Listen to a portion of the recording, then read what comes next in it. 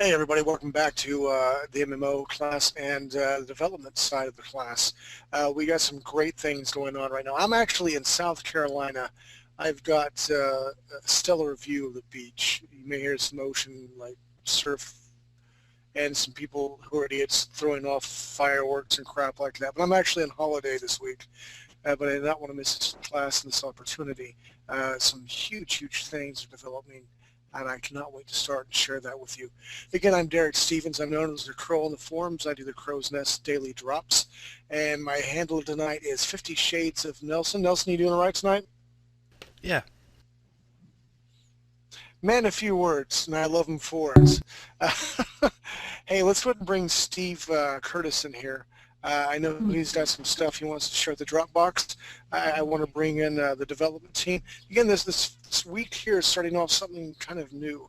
I wanted our artists and the development team to be a cohesive unit.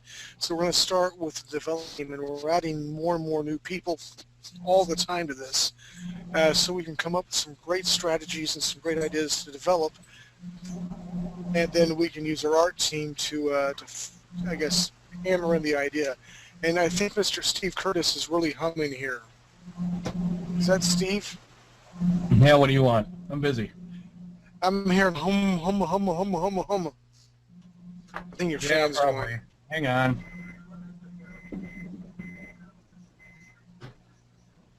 Hum.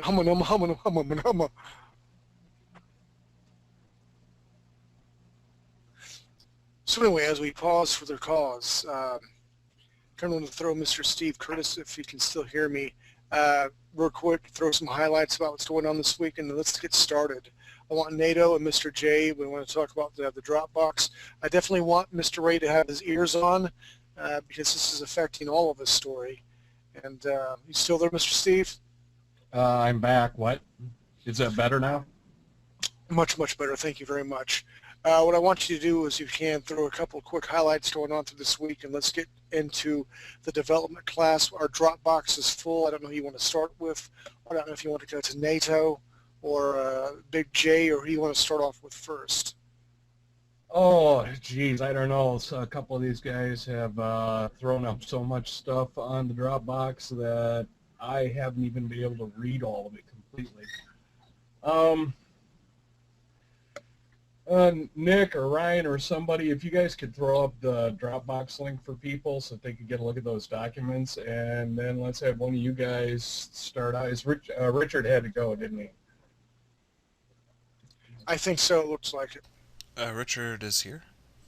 Oh, okay. He's there, but I thought he had to go answer. He's at work. I thought I saw where he had to go answer the phone. No, he's still there. Okay. Well, he's thrown up a ton of documents. Why don't we start with him? And because he can explain it a heck of a lot better than I can. All right, let's bring in Mr. Richard. Pretty please, 50 Shades of Nelson, and let's listen to him go. If we can, we can just bring in the whole team. I know there's a couple new people, and there might be questions, and we should just open it up. All right, let's do that. I like that idea as well. Hey Mr. guys, Nelson? Hey, how you doing, man? pretty good. I am at work though, so if I do have to go, I will let you know right away. Roger that. All right, so explain what you've been doing this week, and have you been in contact with other people, or are you working as an independent cell? What's going on? Well, I've been chatting with Nitro and with Ray about different story ideas and to a certain extent some of the mechanics that might potentially go into the game. And I started basically adapting an old role-playing system that I used to just have a ton of fun with, that was specifically designed to represent projectile-based combat. But it also it was able to use the same mechanic for melee as well. So I thought, why not adapt that to try and make it work in the game engine and basically get it to work as the combat system for the MMO. There obviously has to be differences with the MMO though, since effectively your character isn't going to die. There are certain aspects in terms of the freedom to explore different skills in the role-playing system that would not work well in an MMO where you never die and never lose your skills. So I'm still working on how we could adapt that. I've got a couple of ideas that I will continue to develop in the document, and if people want to if people want to chat about it. Sorry for interrupting, but there's someone who is bashing his keyboard very loudly. Yeah, I thought that was you, Nelson. I thought that was you, Nelson. No, I thought that was you, Nelson.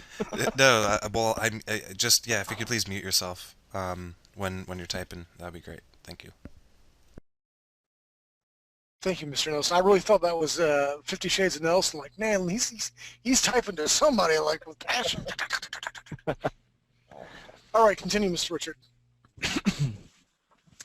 Let me just see if I can pull up the Dropbox link here, and I'll throw it into the chat. I don't think I have it posted in the public directory, though, so anyone that doesn't have access to that folder, they're not going to be able to see it. We didn't make that public? That sucks. I don't think I did. That's unfortunate. Go ahead. What I could do is just grab those files and throw a copy into my public folder and just link that.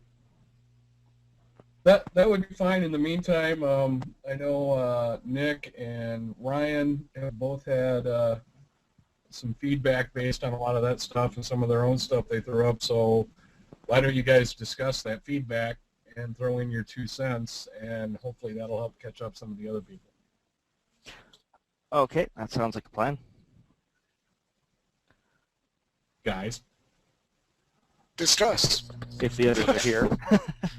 Sorry, yeah, that's what I did. I know they're here. Who was here? If you want to like describe like what like the skill-based system and stuff, I'll start talking about some of the things I think about it afterwards. Just so people know what we're talking about before I start telling you what I like and what I don't like about it. Okay. Well, I did work up a semi-functional version of that system in Unity, and I posted it to the public Dropbox folder so that people could load it up and check it out. There's a lot of stuff that still has to be put in that would account for penalties to make it more difficult to hit your target, but that sort of thing can be. I'm basically planning to improve on it and add those missing aspects as we go along. But essentially, the idea behind the combat system is you've got your parent skill, which would be, for example, aim, to represent how well your character understands the idea of shooting at a target with any form of projectile-based weapon, whether that's a laser or a bullet or what have you. And then you have underneath that child skills that pertain to specific weapons. So you would have a pistol skill, or rifle skill, and so on and so forth. Real quick, what is this based off of a percentile? Is it 1 through 100, and 100 meaning best, or how does that work?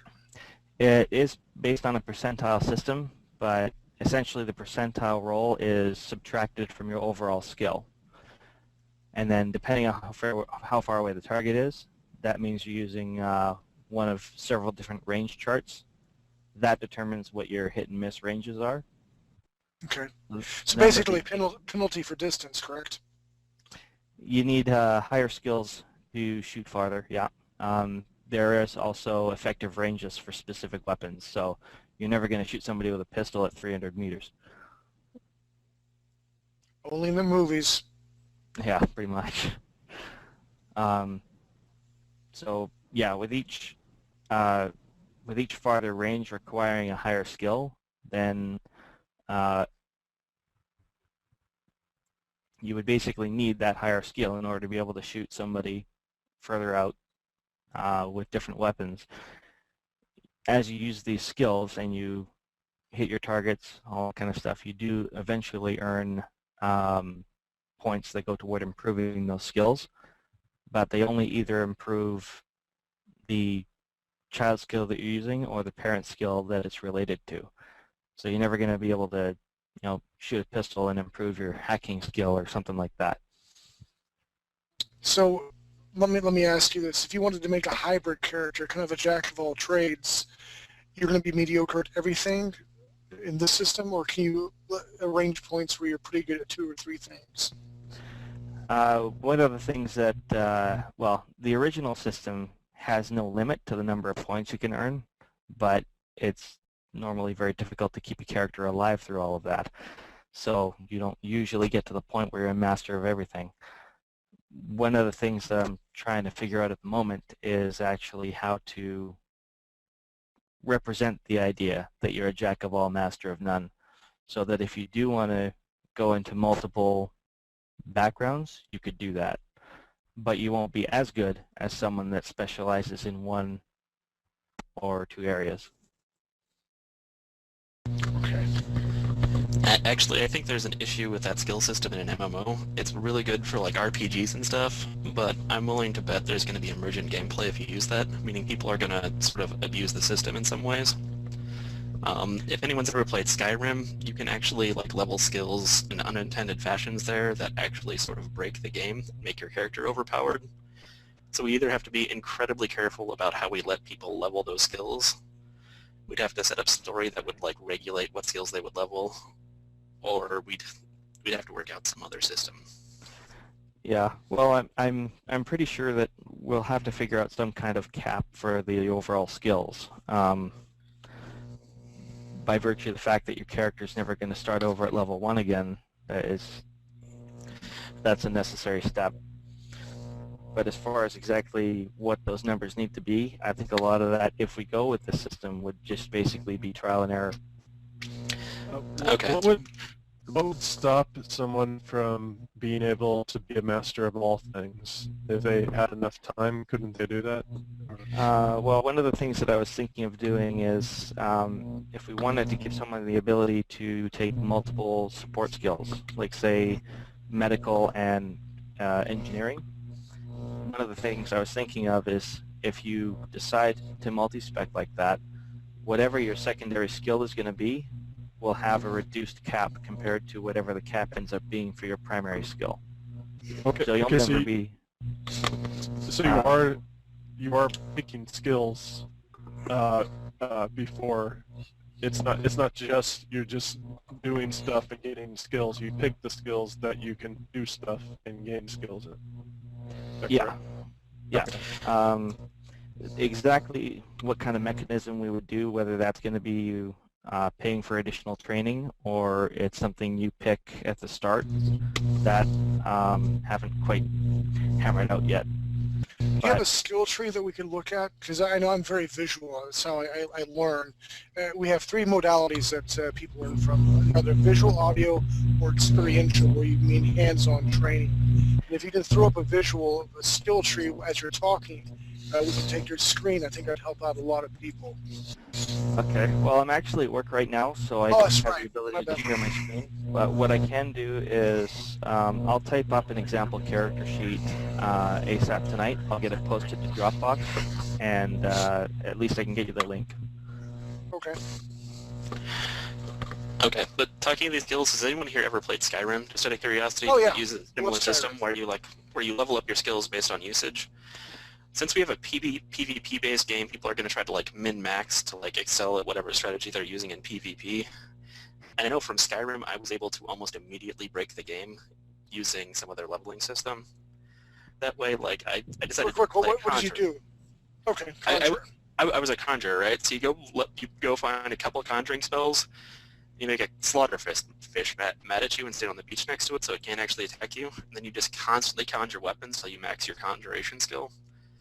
And then by not leveling any other like skill trees or anything, you can stay at your effective level and beat the game as the most ridiculously overpowered conjurer in the game.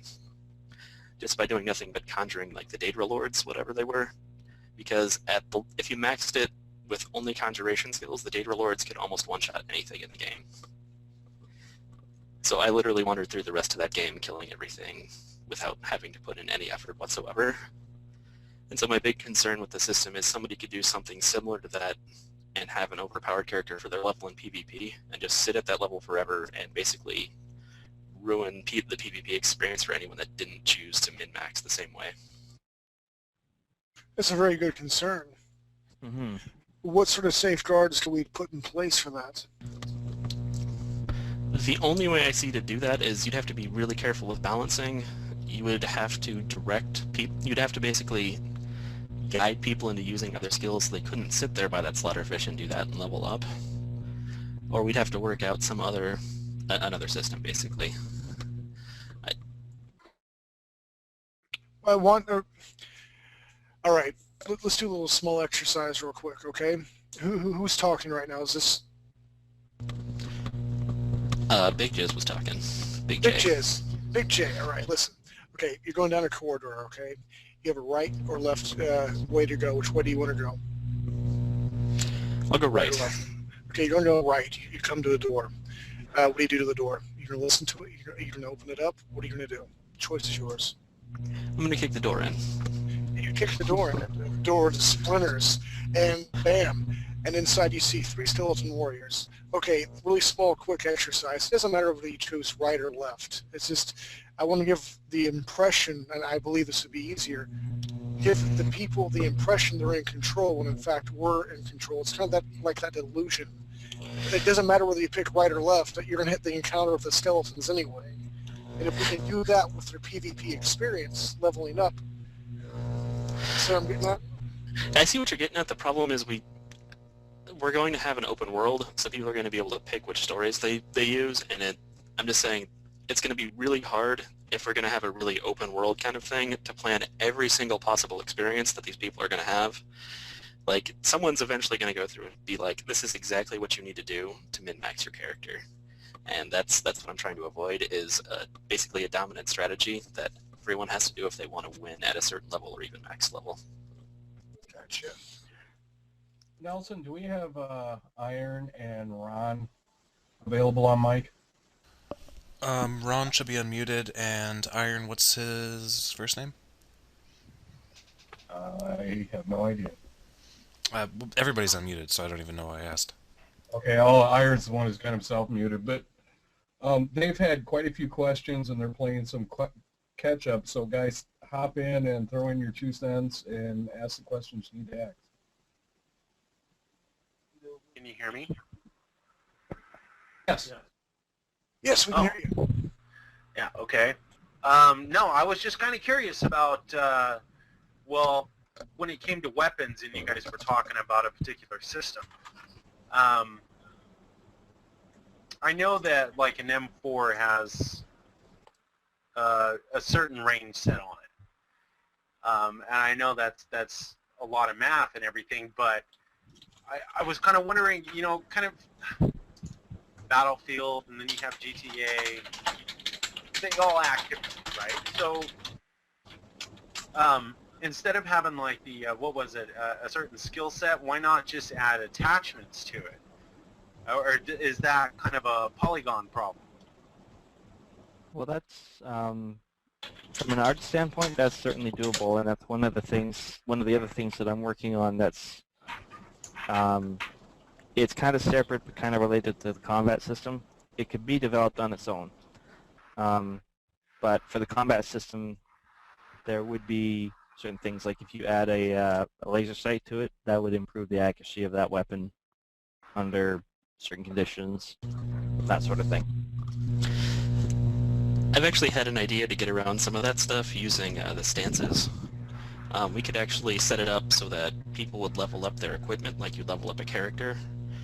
So instead of having skills, you'd have to use the weapon to get the weapon experience, something like that, and then it would give you new abilities with the weapon instead of relying on, like, your ability to use, like, auto attack or, like, aiming a gun and shooting it. You'd get some new ability you could use. Like Guild Wars 2, you could balance right? out with the other abilities. Yeah. I haven't actually played Guild Wars 2, but if that's how their system works. I really like that. I'm not a huge Guild Wars fan. I just wasn't happy with it. But I love the idea of, okay, I'm playing a rogue, but now I got these pistols. And you really do kind of stink at them at first. But the more you use them, just like you're talking about, the more familiar you get, and the better damage they can do because you get better pistols. But it makes sense in a world that we want to be immersed in. If we start out not being the best, but continuing with that one weapon, it makes sense we should get better with it. So how I was thinking about working this was, you know how I have, like, I had the 3 stances so you could keep your hand in the one spot and have more buttons. I was thinking about using the stances to actually represent different things about your character. So let's say your first stance you would get would like represent your core character skills that you pick, like whether you would be a medic, it would give you some healing abilities or something like that. The next stance would be your weapon, and you could either switch out weapons and get new abilities, or you could level up your weapons to get better versions of the abilities, or just even different like things you could do with the weapon. And then your third stance would be like your armor abilities, and it lets you like jump faster or shield yourself, things like that. That would be related to whatever armor you have or equipment, something like that. So instead of like just being stuck with your character thing, you can actually change your equipment to change what abilities you have access to. I have a question. I don't really understand the benefit of having weapons and armor level up, but your character not. If that's Your character would level up too. I'm not suggesting just the armor. I'm suggesting you'd have 3 different things that would level up. One would be fixed. It would be related to your character. The other 2 you could swap out and level up at different rates. So essentially you could go back and start over and play the game to level up a different weapon kind of thing, just to get abilities. Well, but then, I mean, the thing that I'd be nervous about is that for a lot of people, a big drive in playing more of the game is finding new weapons and stuff that have new abilities and stuff. If you can start off I was actually going to talk about that. I want to eliminate weapons statistics, like in terms of like damage and stuff scaling, to avoid one of the big problems with MMOs, which is power creep. Since you have to use, in most MMOs, you have to get like stronger weapons every time to advance like basically the end game content. Instead of giving people more powerful weapons, you give them a new weapon, and instead of having better stats, it has slightly different abilities that are balanced with the other abilities in the game. So for example, if you got a new sword, instead of having like a big power attack, it might be like a big sword with like faster swings or something like that. Personally, I would love that. I'm sure that a lot of people would not like that, but I think a lot of people would as well. No. I Kind of like personally- a stealth weapon. Personally, one of the things that really bugs me is the idea that, you know, if you start off with a pistol, by the end of the game, you're shooting it at somebody and it doesn't do anything because it only does 10 points of damage compared to his 1,000 hit points or whatever. Can I jump in with something on that right now? Yeah, go ahead. I played Borderlands 2 and I've played about 60 hours of it and I haven't finished it, and to be honest, I'm sure there are people who absolutely love the game, but I hate it. Because you have that issue. You have a pistol at the start of the game, and it does nothing at the end of the game. And it seems like in Borderlands 2, your weapons level up and the enemies level up, but only so they stay within range, and it seems like there was absolutely no point to leveling in Borderlands 2 at all. Well, that's actually one of the things I was hoping to get at by giving the weapons abilities instead of just like flat like attack damage stats. You can actually like upgrade the weapon to get new fancier abilities that might give you more options that you can like swap out of combat. So that leveling the weapon would, instead of making you more powerful, would just give you more options in combat. Is that for that one specific weapon? Well, we could do it for like all pistol type weapons or something like that, but give each weapon type like 1 or 2 specific abilities. I think it'd be pretty cool, and of course I've said the magic words, it would be cool if, but anyway. If you have your level for your pistols, but you also have experience for that one specific pistol, so you get really good with that one gun. And people will say, oh, but isn't some part of MMOs getting new equipment? And yeah, it is. But I played Stalker Call of Pripyat, and it has a weapon modification system.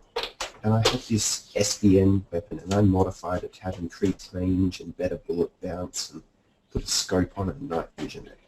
I got that gun really early in the game, and I used it throughout the entire game, and I never felt like, oh, I'm missing out on something else because I'm using this one weapon. I still had a really good challenge with the game. Whenever I ran out of ammo with it, I would grab another gun and I'd escape from whatever situation I was in, you know, zombies or control or other kinds of crap that they were throwing at me. But it was a really enjoyable experience to go through the entire game with that one gun. And that was a 40-hour game. So, you know, maybe what we need to do is discuss, because we have a giant wealth of information here and experiences from our past. And then on the other side of the coin, we have Mr. Ray, who's never played an MMO, who's doing all the core writing for us. I think we need to discuss possibly what we enjoy and what makes a good MMO. And we need to come to an agreement with that. And from that, we can kind of decide how we want to build this and draw up mechanics. We got one hell of a story already, but I wanted to make it gameplay fun for everybody. I don't want, me personally, I don't like mashing buttons just to mash buttons and know what, cycle is which. I like certain aspects of Guild Wars 2. I love aspects of Skyrim. But it's not my game, it's our game. So what do you guys agree to, or what do you think the strategy should be from moving forward to here? Because we need to have kind of something in order, otherwise we get kind of like this funnel where everything's going to be stuck at. What we're talking about, the weapons, we're talking about magic. What will be the first step that we talk about? And I'm open to suggestions. You want to get the core stuff laid down right now. Fully Make sure that we customizable. build from there. That's a difficult question because people have such different ideas of what they'd like to see and what they like. Yeah. Yeah. Like, I from my wouldn't way be of able to answer thinking, that the question damage right now. the damage that a weapon is going to do is based on, well, some degree, yeah, sure, it's based on the weapon, but for the most part, it's based on what that weapon fires.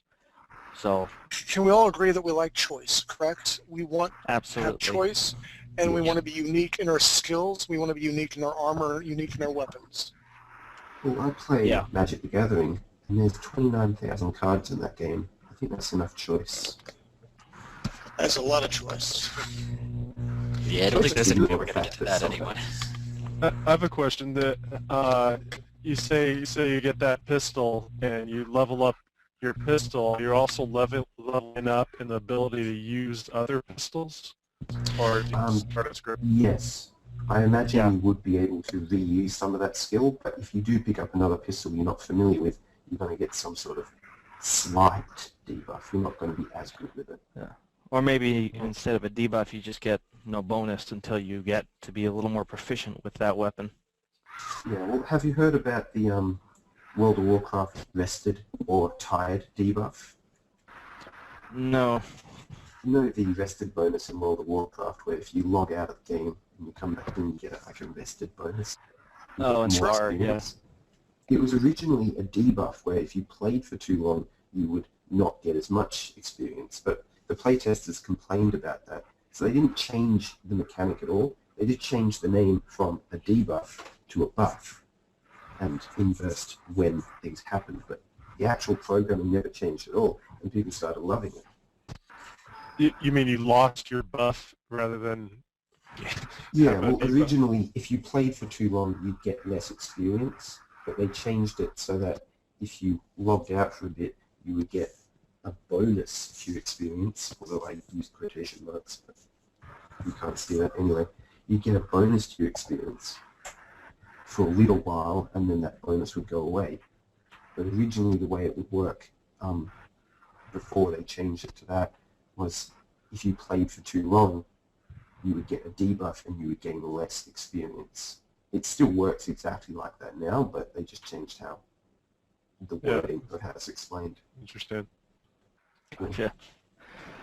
By the way, a few minutes ago, I posted 2 links in the Dropbox, or on the chat. One is for the folder for the design documents I've been working on, and the other is an HTML file that sort of demonstrates the basic combat system that I started working on. Okay, again, I love all the ideas, but we need to have a solid direction, I guess, a plan of attack. Well, We can, for right now, maybe the first class or meeting, let's just talk about what we like and don't like, and we don't have to be so focused. But then at the end of the session, we can say, okay, we want to focus on X for next session. So let's just try to that. Let's be more free and flowing. What makes a good MMO, guys? Tell me. Well, I would Choice. I'll let other people talk straight up because I want to take on, but I would like to say that I do not play MMOs. I played World of Warcraft for about 4 months, and I never plan on playing it again because I don't like MMOs. I find it boring, and I'm getting attacked by some sort of weird humming noise. One of the games that I really enjoyed, and it's based on an older role-playing system that I personally don't really like the system, but the flexibility behind it was awesome. the original Neverwinter Nights, where you might not be the best fighter if you base those skills on like the build for a wizard, but you still had that option. So you could make essentially whatever kind of character you wanted, and if the character doesn't work that well compared to other that's like character builds, Souls or Dark Souls.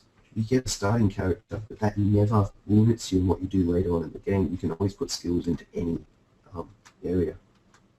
yeah, and I mean that was one of those things where you might not be the most effective at the end of the game, but it's the kind of character that you want to be, so you can, you know, if that works for you, great. If not, you can rebuild and try again, sort of thing. But the option was there. Wait, what is this option? I was talking about how if you create a wizard character, you could then become a fighter later on. You're still a wizard, but you're also a fighter. Oh, yeah, you Still can change it as you go. You're not stuck.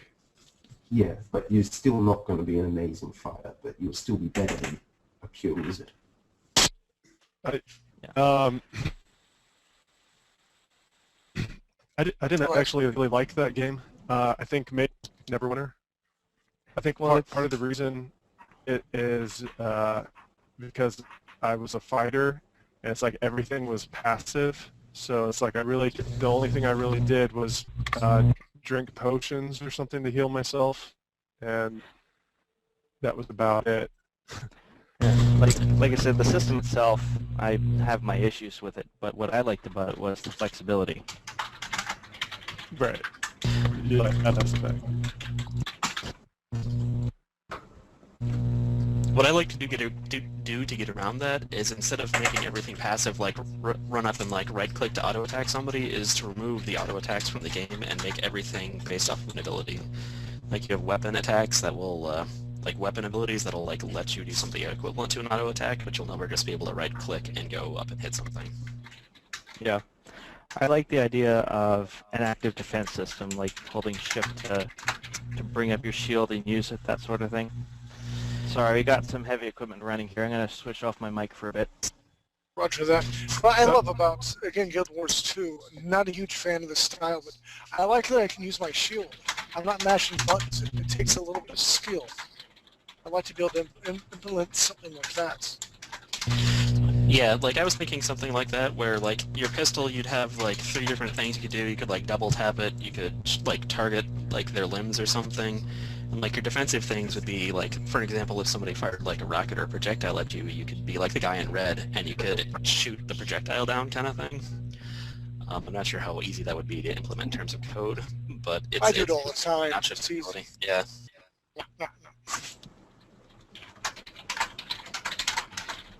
You know, and this may be way out of our lead right now, but you're talking about sort of red and some of the special abilities, and I've seen this on video games. Now, it would be more of your story-based instead of like PvP, but how cool would it be for that moment when all the conditions are proper and you have a slow-motion cutscene during a fight where the camera rotates around your character and those bullets are being shot out of the air. It'd be a lot more work, but sure would be sweet. Like I was talking about using some like MOBA style mechanics for the thing, where you're using like skill shots where you like have to aim crosshairs and like fire an ability down a line. How this would work is it would like effectively make it'd work like making like a character that would normally stop the ability when it hit it, like appear in front of you, so you'd be able to shoot down any ability that would hit your character normally and like explode or do something like that. I don't know how many people have played like League of Legends or Defense of the Ancients or anything like that, so I don't know how much I have to like describe to explain how the mechanics work. I guess the thing that's what we want to do, I know Jason wants a Warcraft sort of deal, you know, where you're running around. And I love that idea. But what is that's what I'm looking for? What can we actually do? Are we going to buy too much we can chew, or are we going to make something we can really make and be proud of? Yeah. I would like to say that. Biting off too much, more than we can chew. But in terms of what Jason wants, really, I mean, when he said World of Warcraft, basically he meant third person and an MMO. Yeah, if he wanted to play World of Warcraft, he'd go play World of Warcraft, which is that's, Yeah, he was just referencing perspective when he was using that. Yeah, Right, good even news, though it's you're already playing a done. MOBA, We did it, people. yeah, even though you're playing like in third person, like most MOBAs are in third person, you just have to work out like how the user interface would display where your skill shot's going to go, kind of thing. And they already have something equivalent to a skill shot in World of Warcraft, which is their like AoE castable abilities, where you have a circle on the ground that would show where your ability would go, and then you right-click on the ground and it would show up there. Skill shots are kind of the same thing, except for they won't all be a circle, some of them will be a line, some of them will be like cone shaped, stuff like that. So it would be just similar the same to as World of Warhammer, the tabletop game, where you roll a die and you get like cones and circles and lines and stuff.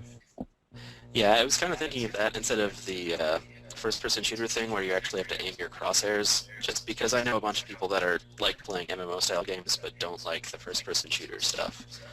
Yeah, So, and an MMO in real time with first-person shooting like that, very difficult to do well. yeah, so I was trying to use the skill shots because I wanted to use the existing mechanics just that are already in MMOs because we know those will work generally.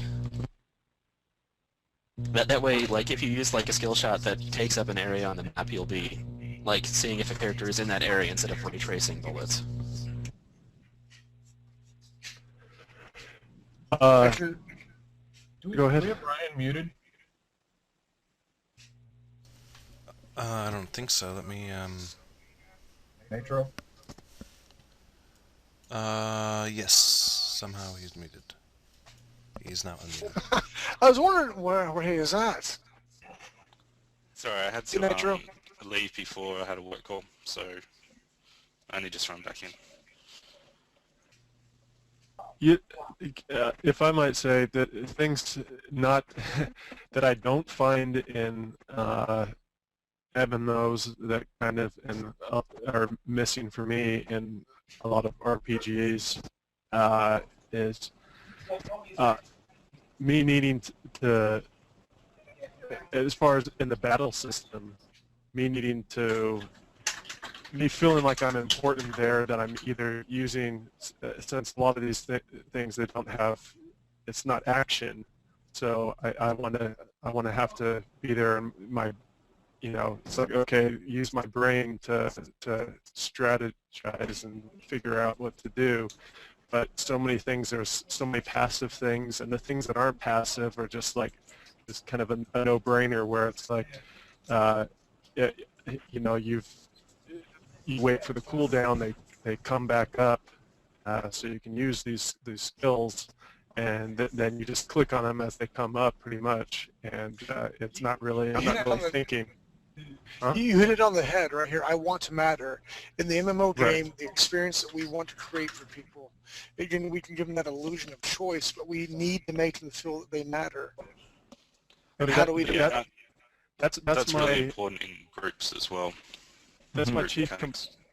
that's my chief complaint, is that I'm not interested in the battling thing. It's like, okay, it's an interesting world, exploring it. It's nice to play with other people, but I just, especially soloing, if you're going to solo, it just seems like I really don't need to be there. It's like the computer could just click on those abilities when they come up, and everything could be passive, and I could just hang back, and it wouldn't be any different. I don't like that. What I'm trying to do with the skill shot thing is force people to be more mobile, so you'll have to use your abilities to dodge out of the area of effect for other abilities. Like if you see a rocket coming at you, you won't be able to like stand there and take it like a warrior in another game. You'll have to either use one of your abilities to shoot it down, dodge it, or deflect it somehow. So it'll be more. That Yeah, could be interesting. it'll be a lot more reactive in terms of what's going on. You won't tank by like getting really good gear and being like super hard to kill. You'll be a good tank by being a good player and being able to react to the environment around you and keep whatever you have targeted focused on you through your abilities. Hey Well, guys, from a have you game seen the new mechanic Emma standpoint- Quest trailer? Like from a game mechanic standpoint, it could be that when the rocket's going to come in and hit somebody, it just does a check when it explodes to say, is anybody in the explosive radius? Yeah, If that's they're not, exactly what I was thinking. Well, and you could have like pretend, like you say, if you have a character as like a shield or something, it could be some, I mean, like an energy shield or something.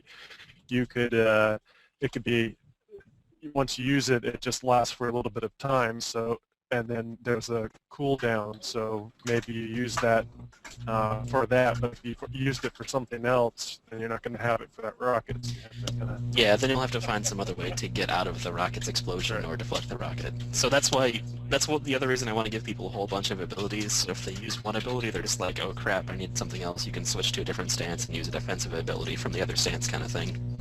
Yeah, I like that. That's kind of in Guild Wars 2. It's with like different weapons. Like if you you have a secondary one, like say you have a bow and you have bow abilities, but you switch to your sword and then you have sword abilities. It's kind of basically the same thing. Yeah, that's basically what I'm thinking for the stances kind of thing. But yeah, I do enjoy that. I do have also a document that I'm still working on it, but it's basically proposing sort of a customizable gear system in the sense of what you have readily available to use in a fight without having to go into your backpack or your inventory to equip something else. So based on how you outfit your character, you might have a couple of pistols and a few magazines, or you might go for a melee weapon or two, and then that sort of thing would basically determine what you have available right now going into a fight. Yeah, that sounds reasonable. And like with the system I'm proposing, I'll do the document on it, whatever, where you get abilities with your items. You could definitely work that into like, instead of having say like a gun and like armor, you could have like a gun and or like a pistol and a medical kit or something, or you could have like armor and a medical kit, something. You could do all kinds of different things, and we wouldn't have to create too many abilities because you'd be able to mix and match your character class and what kind of gear you had on to determine how you'd actually be able to play the game. Can we talk about healing and especially Quick, health hold on. potions? Okay, go ahead. Not to interrupt, but what I want to do is have some people who have not talked yet, maybe a little shy, maybe new. Let's hear from these guys as well. I don't want anyone not just yet dominating anything. I want to make sure that all get to be heard. Does anybody else have any comments, any suggestions? And again, this is kind of a free-for-all tonight. Then we'll really nail down a direction. The one concern I mainly have is I know there's been talk about like having to aim your character in the direction that you want to fire. The calculation required for that is going to be complicated, and it should be done handled on the server side. Make it difficult to implement. Yeah, and you can't really have that calculated client side because then someone's going to hack it and always hit you and all that sort of stuff. Well, so the server can keep track of where people are relative to one another and just make the characters face each other if need be. But but the more complicated you make that calculation, the less it will scale. So once you're talking about like possibly millions of packages flowing through that server at the same time because you've got thousands of players. How hard would it be to calculate? Like, you wouldn't necessarily have to be facing that ability. It would be an animation at the start of your thing that would turn your character to face that way, but the server doesn't necessarily have to do that right away. I don't, would it?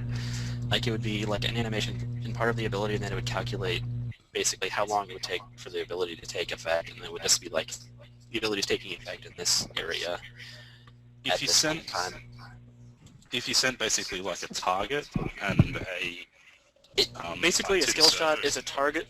You would send a target area to the you'd send the target area to the ground and the spell used, and then the server would be like, the spell travels this far at this rate of speed, starts at this time, and travels to this location. So you wouldn't need a ray trace. It would just be calculating basically like a grid square where it'll be taking effect. Sorry guys, I've got a call. I've got to go.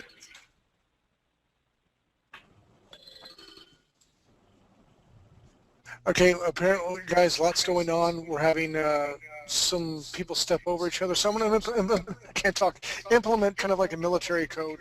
It's going to sound silly. We need a talking stick. We need a talking stick, or I want one person talking at a time, and when they're done, stay over, and then someone else can come in. I know it sounds silly. That way we don't have a lot of people stepping over each other. No one's feelings get hurt, and we can share some good ideas. Is it all right? Over? Fine. All right. Who was up talking? Roger, this is Unger, over. Did someone say that they had to go? I think that I believe okay, Richard over. did. Over. Yeah. All right. NATO, you have the floor. Over. NATO's here? Nitro, over. I'm a dork. Big over.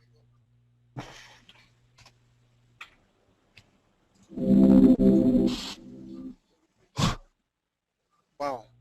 Interesting. All right, someone. I have something to say. All right, go for it. Okay.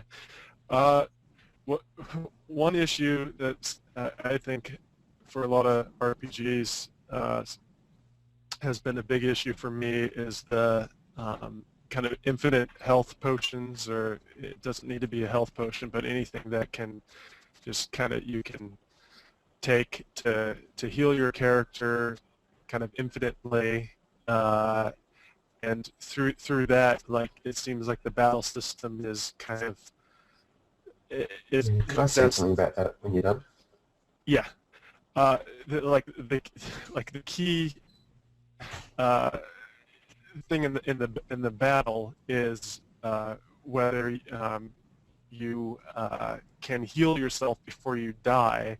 So as long as you can do that, you can beat someone who's just like a NPC, non-player character. You can beat them even if they're a lot stronger than you, just because you can kind of do that. So it's like the whole game seems to be about buying massive amounts of potions and then doing that. To me, that's I don't like that, and I think it's the problem with that is that you don't have to make the battle so interesting and so balanced, because you can kind of go, oh well, they can just take a potion.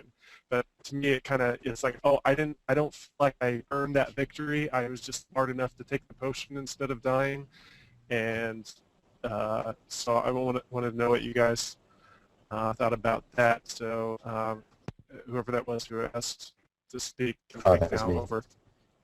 Well, I will reference the Zero Punctuation review again. When he was reviewing Skyrim, he found that he didn't have to use anything other than health potions. Those frost resist or shock resist or fortify defense or whatever. Doesn't matter. He'd just sell those and spend the money on health potions, because all he'd do is run in, you hit the enemies, and when you get a bit hurt, you pause the game, drink some health potions, and get back into it. And it doesn't make for an engaging experience. I agree. Over. Okay. This is Richard. I'm back when there's room on the floor. Go ahead. Go for it, Richard. Over. Okay. I Yeah. just can't do it, Eric. You can do it. Over. I'm still writing up the specifics on the documentation, but there is a summary in the folder that I linked in the chat room. The system that I'm working on adapting right now basically had 25 separate hit zones for the human body, and each one of those 25 zones had 25 hit points. So it basically gave you the opportunity to potentially get shot in different areas of the body and not necessarily die, but it was also used to calculate progressive penalties to what you're doing based on how badly wounded you are. And Have you ever played Deus Ex? not for a very long time. I'm working on simplifying that system, but essentially I'd like to give the healer or medic or what have you, I'd like to give them a job to do other than staring at progress bars all day. Amen to that. Over. So essentially, what I was thinking is, if it's a case where we can have a reliable combat mechanic that deals with cover and isn't taxing on the server, then you would have a system where you could drag somebody to cover, your medic can go to work on him, and that's basically his job. He shouldn't be shooting at people if the rest of the team is doing their job. And then that's just basically that's his focus. And it's not even necessarily that he'll wave an instrument and then the guy's leg is completely healed, but at least, you know, he won't need to limp to wherever they're going next. He can at least stabilize that wound and get that person back into the fight. Thoughts? Can I say something? Sir, yes. Over. Okay, so when I said Deus Ex earlier, the original, some people call it Deus Ex, but, you know, anyway. It had individual hit points for your right arm, left leg, right leg, torso, and head. If you lost your torso right down to 0 or your head down to 0, you'd die instantly. But if you lost any of your other arms or legs, you would just simply get a negative effect. For example, if you lost both your legs, you'd then be crawling everywhere. If you lost your right arm, your pistol's held in your right arm, so you get a huge accuracy debuff. Well, let's just ignore the fact that how does he manage to shoot without an arm? But anyway, I thought that was interesting. That's actually, sorry. Can I respond? Yeah, go ahead. Okay. Yeah, sure. That's actually very similar to what I had in mind, in the sense that if, like I was going to divide the leg and the arms into 2 sections to account for what kind of armor coverage you're going to have.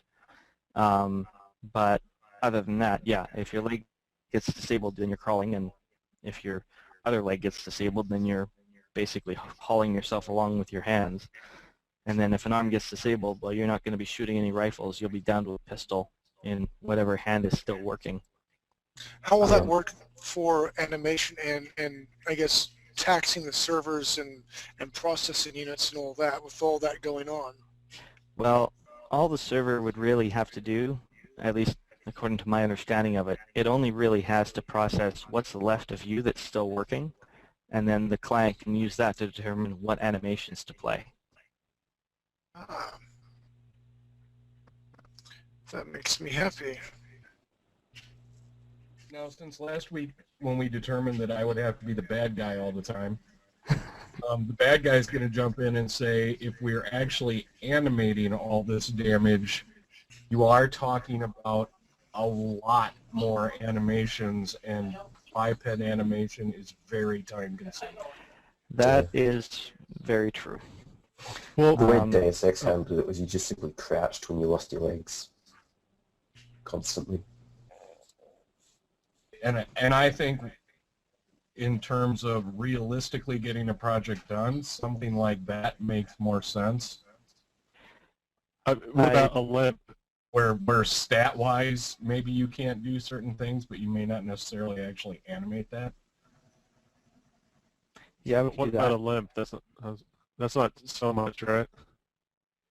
But it's still an additional animation. Right.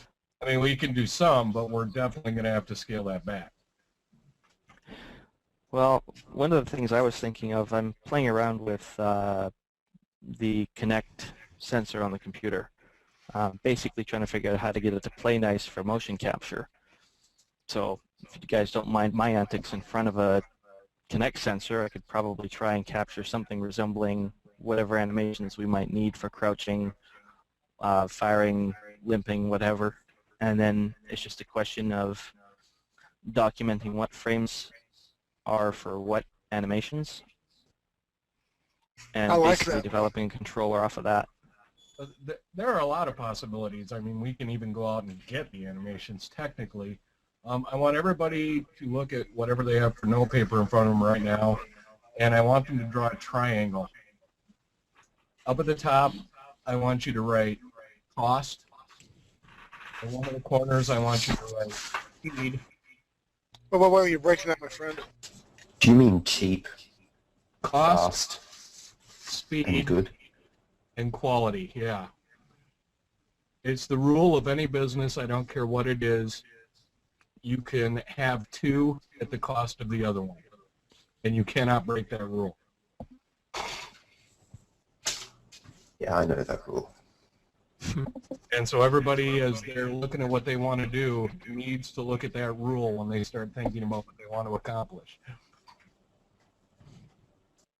Right. You don't really need a limp animation. I mean, if they're walking slow, you know that they're You could full. effectively do that by drawing out the animation curves, making the walk cycle slower. I mean, and you still affect the You stats. could code the walk cycle to drop to 50% or something without even actually changing the animation.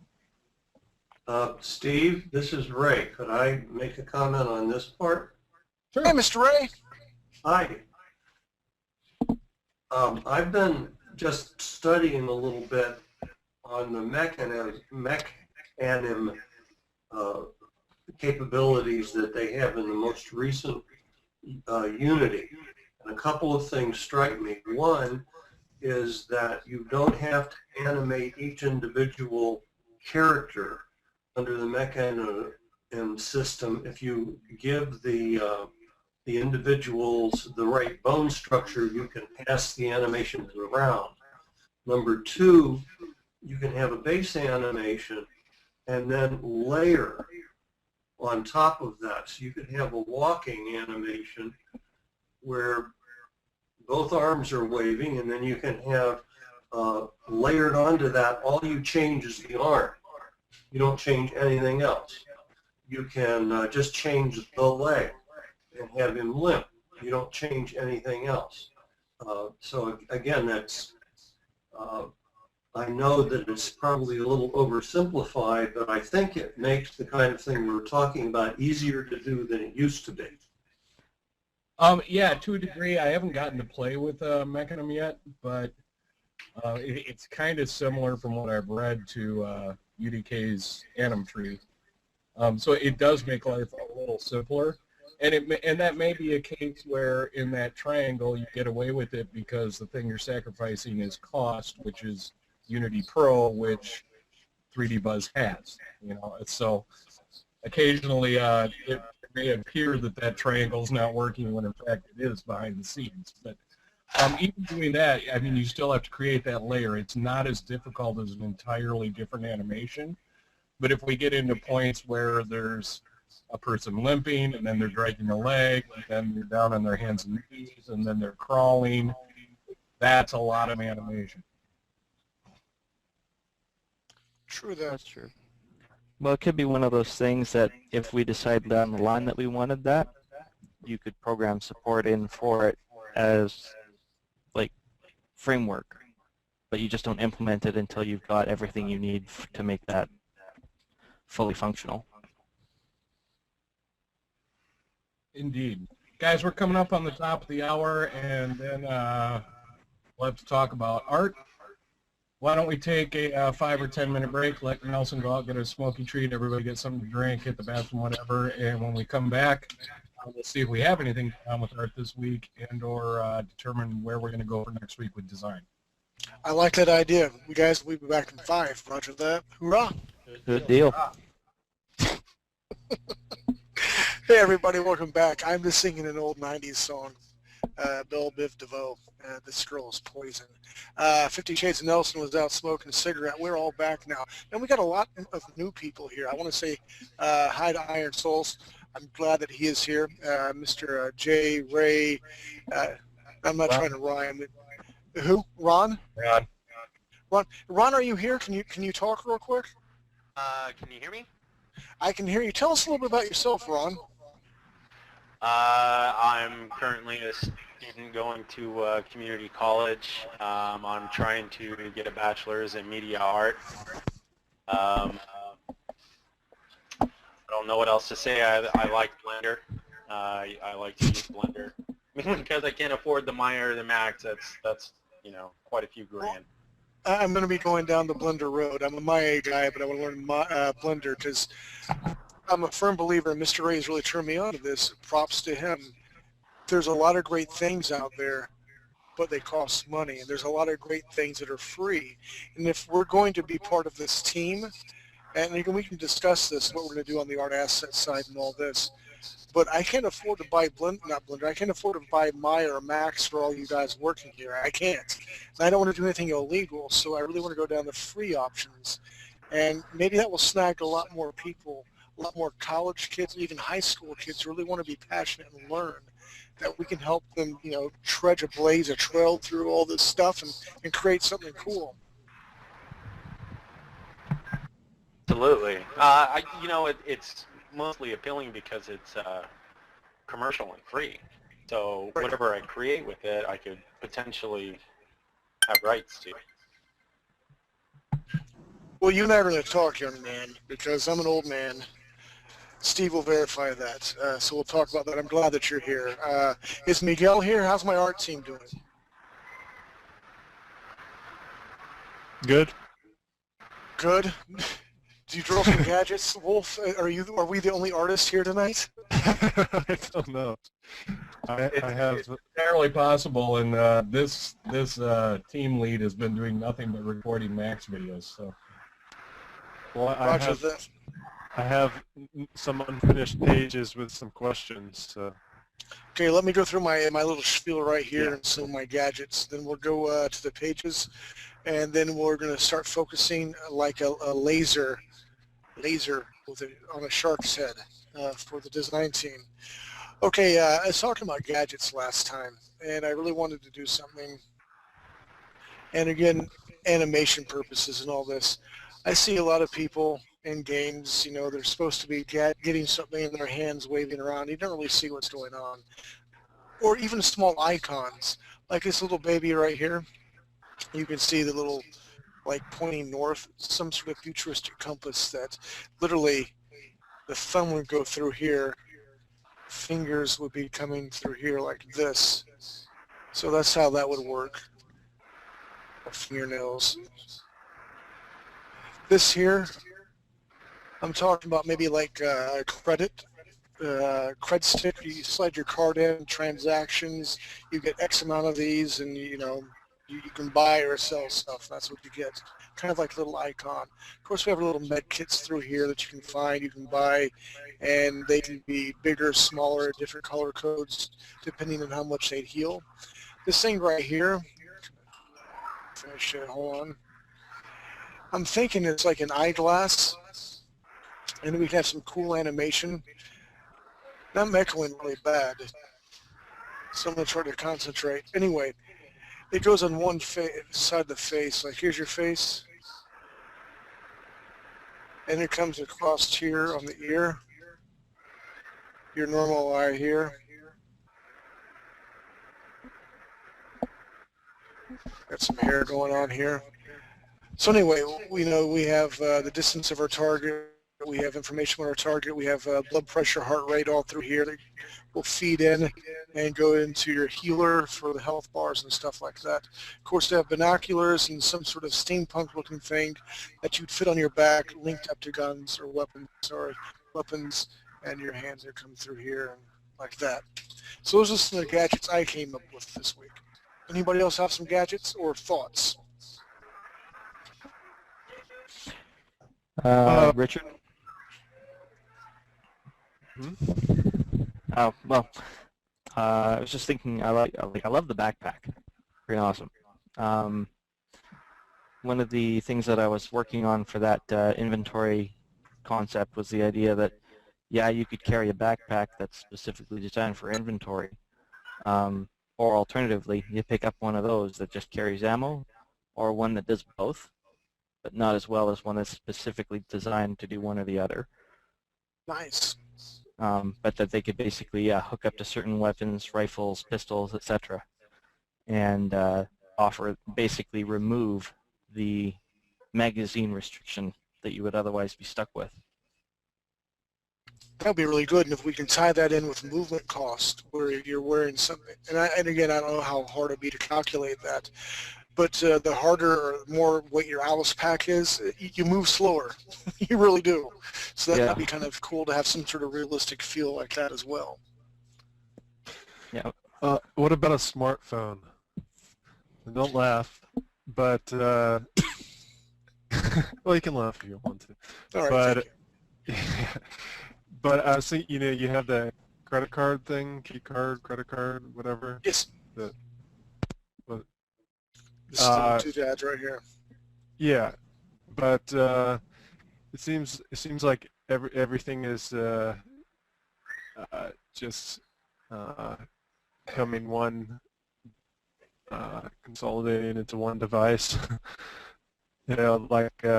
So instead of maybe a card, maybe it'd still be a flat, maybe it's the size of a flat thing, it doesn't have to be a phone type thing. Maybe it's also a smartphone card thing, because it could be completely flat. I was I like that idea. I thought you were being a smart aleck, but you have a point. Steve Curtis today, I don't know if you've seen it on Facebook, but he was like, it was all about Star Wars. Steve, you there? Yes, I'm back. Read your Star Wars thing, or help me remember what you said, because what is going on here with Wolf Nightly is all about what your Star Wars stuff. I don't remember exactly what it was. I just shared it from a friend of mine that said it, but basically it just showed a bunch of different frames from Star Wars and said laser swords, no problem. Planet-sized space station with planet-destroying laser, it's all good. And all this different stuff. And then the bottom frame, it shows Han when he's in the Millennium Falcon fighting, and his headset is actually wired to the Millennium Falcon. But wireless headsets, you're freaking crazy. Right. And being a Star Trek geek, I was like, oh, even the original series had wireless. What the heck? Yeah.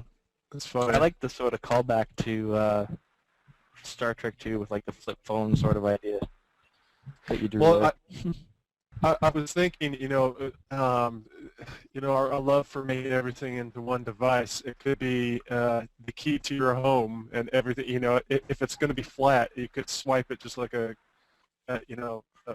card in for a hotel, and also swipe it for to work as a credit card, and it could be your phone. But I was thinking that if it's like a smartphone, if you're sitting out there waiting for your friends to get to where you are, and you have nothing to do, you can whip out your phone and play. We could have like little tiny mini game things that I like that idea. You can play, like Snake or something, like.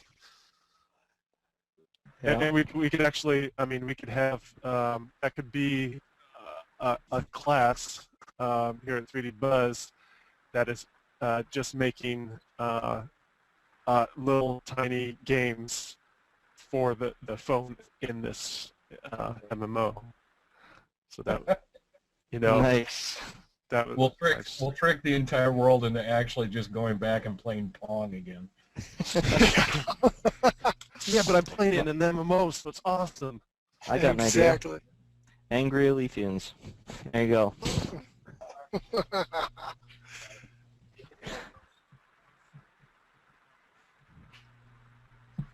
Alrighty, so what else we got for art? I'm sorry, yeah, I'm doodling now. Who else has art stuff? But I like the idea of the smartphone, how we could tie that in. I love brilliant idea about having mini games like that. What, That's a whole new market.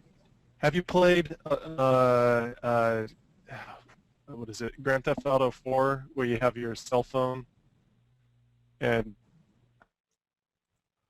you can do things through your cell phone, even if you want to enter like cheat codes and stuff, you can do that through your cell phone and then make things happen.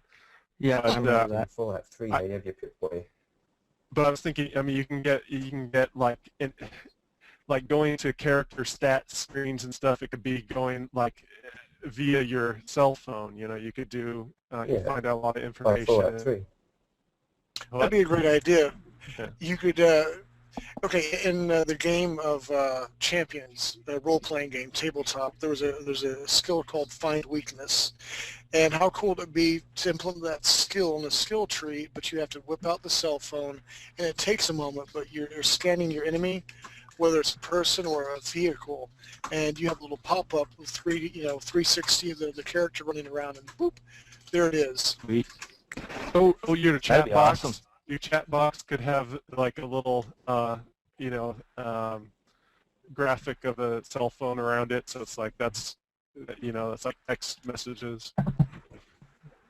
Yep. Scanning for weaknesses would be cool, so long as while you're scanning, you lose like 50% of your stats, so that you're running a huge risk in figuring out what their weakness is. Yeah, no, I agree. I agree. You better be behind cover for that one. Yeah. All right, do we have any more art? And the phone should also talk back to you like Gladys from Portal. I have an art question. Sir? Okay, I was just wondering, now, I'm not an artist. I don't really know all that much about it, and I know you're a professional, so you definitely know more about it than I do. I was just wondering, do we I love you, dude. have a style guide set up for the game? For all the That's a various brilliant areas question. and factions and whatnot? Well, It's not going to be photorealistic. Oh, when I say style guide, I mean more how things look geometrically in color schemes and what sort of is there going to be an area that's heavily grunge, or so is that the style guide? That's when we've come up with the Letheans, different color combinations for the male. But go ahead, Steve. No, you go ahead, because I was just going to say, no, we've done a lot of concept art, but no, that's not decided yet. Yeah. And again, that's what we need to kind of the development team to let us know how many polygons we can push.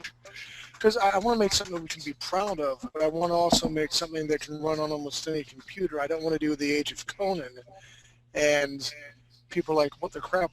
We can't, push that many polygons. We also have more cartoony option like this that we've also discussed. Also, if you have a more cartoony look, just like they did with WoW, it holds up better just because it's stylized and it's not trying to go. And it'd be much easier for us, so it's bonus all the Just way. quickly say something next. Please, go ahead.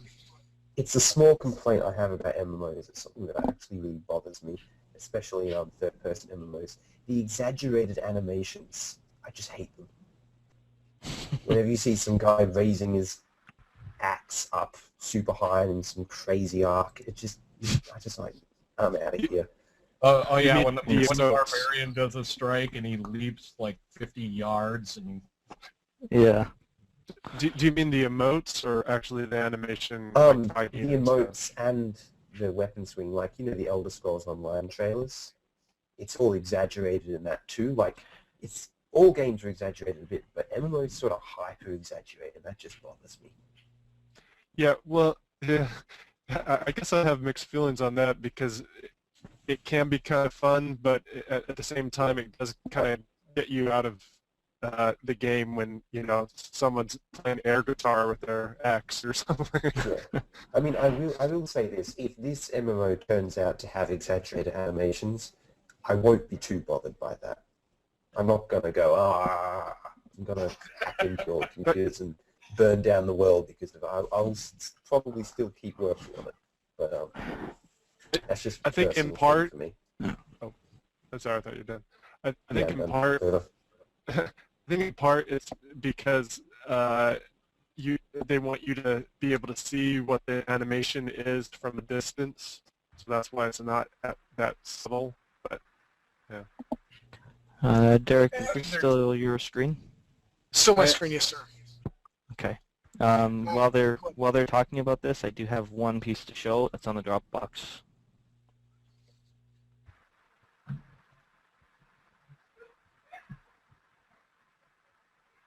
Is that the heavy rifle stuff? Yeah. Where's it at? Photos. Under 3D Plus MMO, and under my name. Richard. And it's just Here. those two there. Yeah. Okay. Sorry, guys. All right, he's got Nice.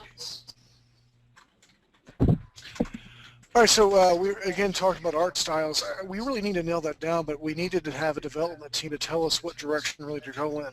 I like the WoW cartoony style myself. I draw American Fusion. I mean, that's like second nature to me.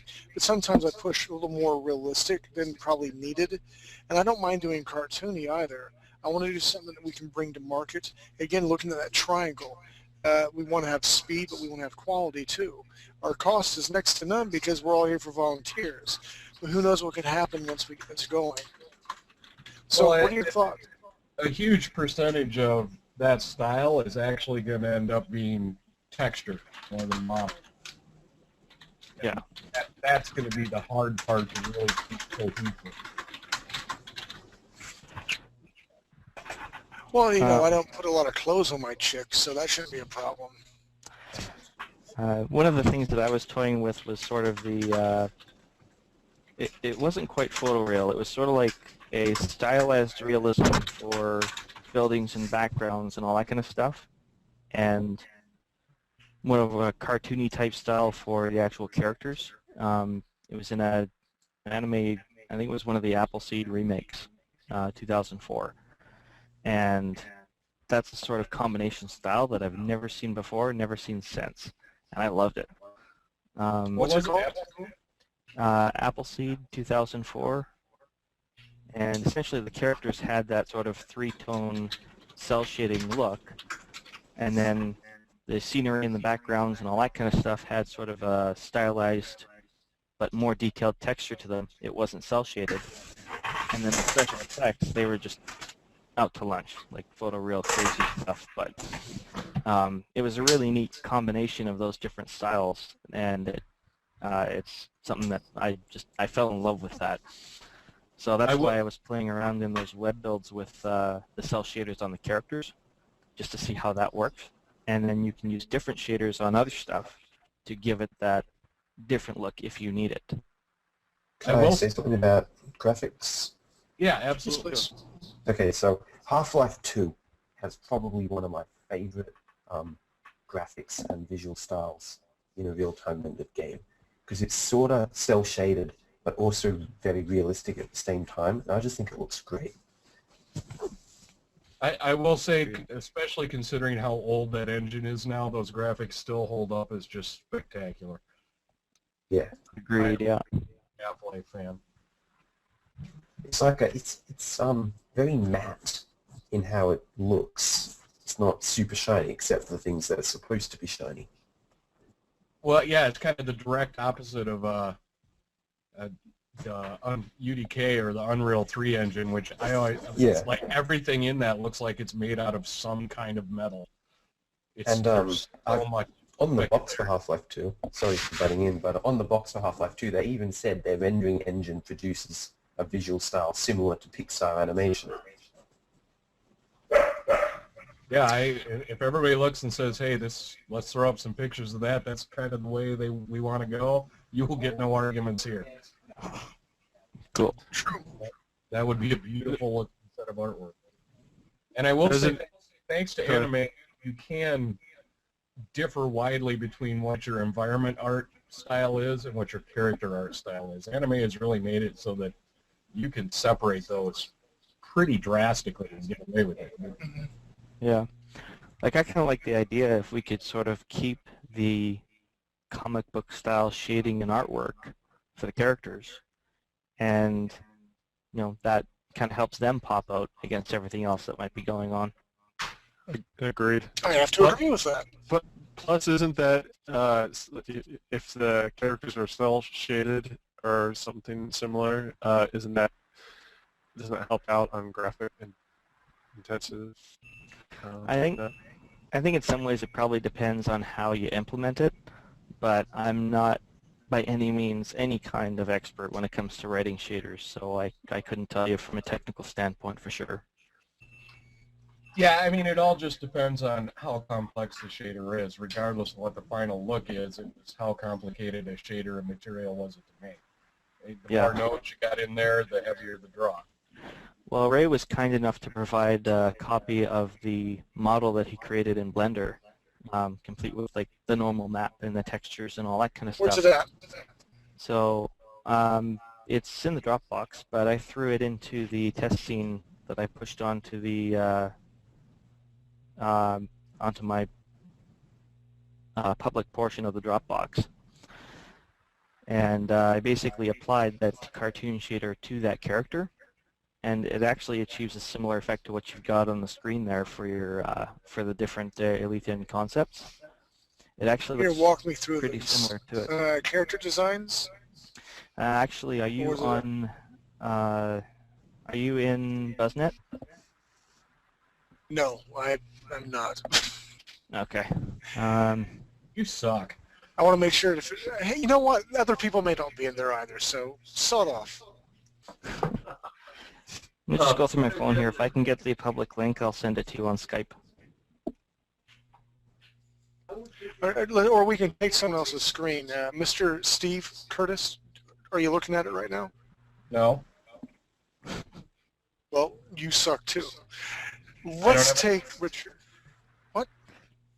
He didn't put up the link. Oh, you still suck. Okay, give me a second. I'll put up the link for you.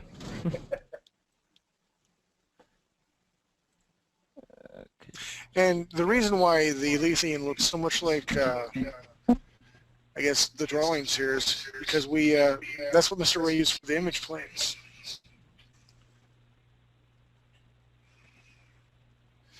Mr. Iron Soul, you still here, buddy? Yep, I am still here. Right, good. Cool.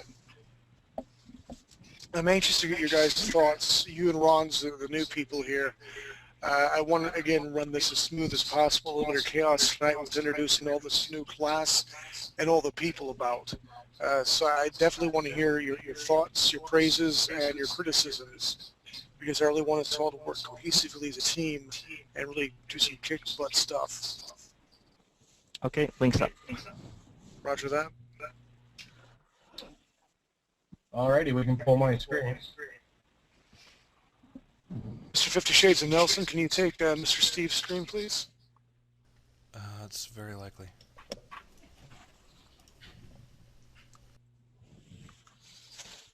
We shall say okay. First, this is the Half-Life 2 that Iron had thrown up. Had the idea of that muted, saturated look, and I do really like that look. Yeah. It's Half-Life 2? That's Half-Life 2. I've never played that game before. Really? Yeah, their graphics look Well, like actually, years that before is they figured it out. not in the game, that specific scene, but the game still looks very much like that. Okay. I mean, the environment is a little more blocky than... Actually, we should play Half-Life 1 first. Yeah. The environment is a little more blocky, but the characters and the textures all look really nice.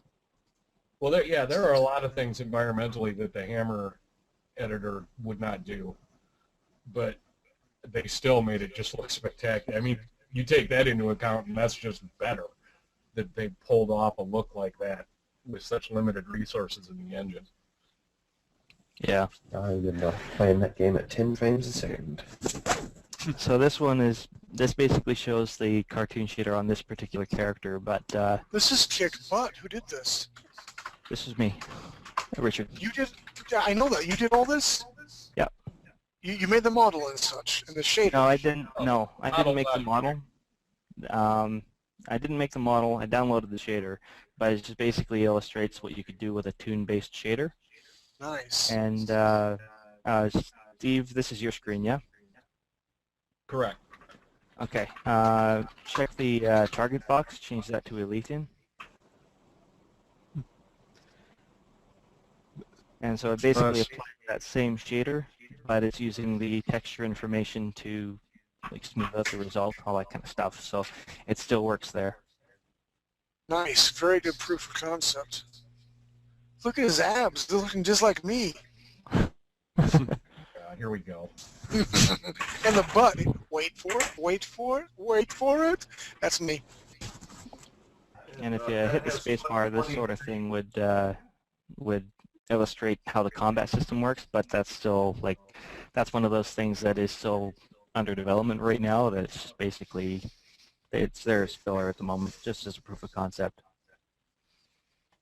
Right, so where do we need to go from here, guys? I mean, Mr. J's got some experience. He's supposed to be writing or coming up the Bible. Get the brains, because I'm so not a brain when it comes to the design stuff. I'm an art monkey. What do we need to focus on for next week? All right. Well, I think we need a written visual style document, which would then combine with a visual style document. All right. Who wants to? We're also going to need to start producing at least an initial asset list.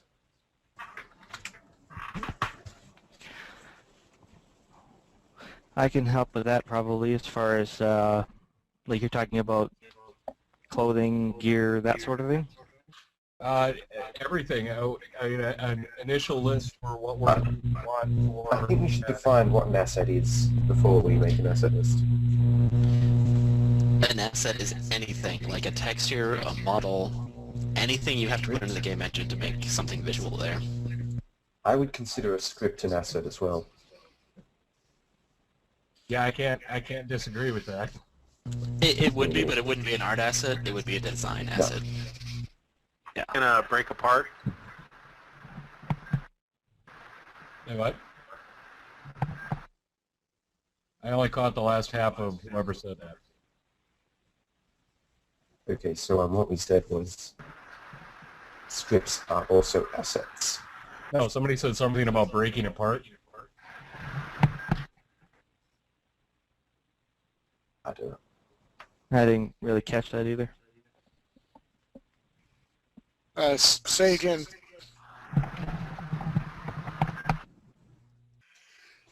Okay, we shall move on then. All right. We need to determine exactly what we want that initial test alpha build.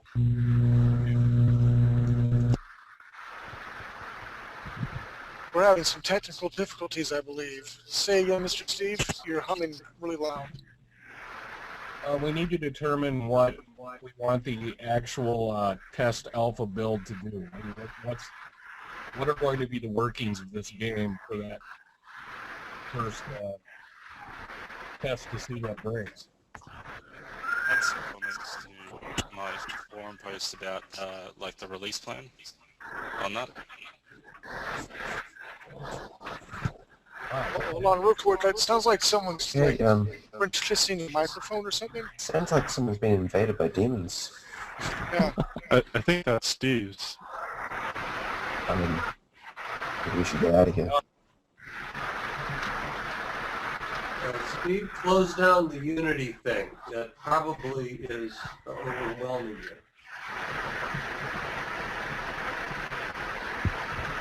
Yeah, it's still coming in.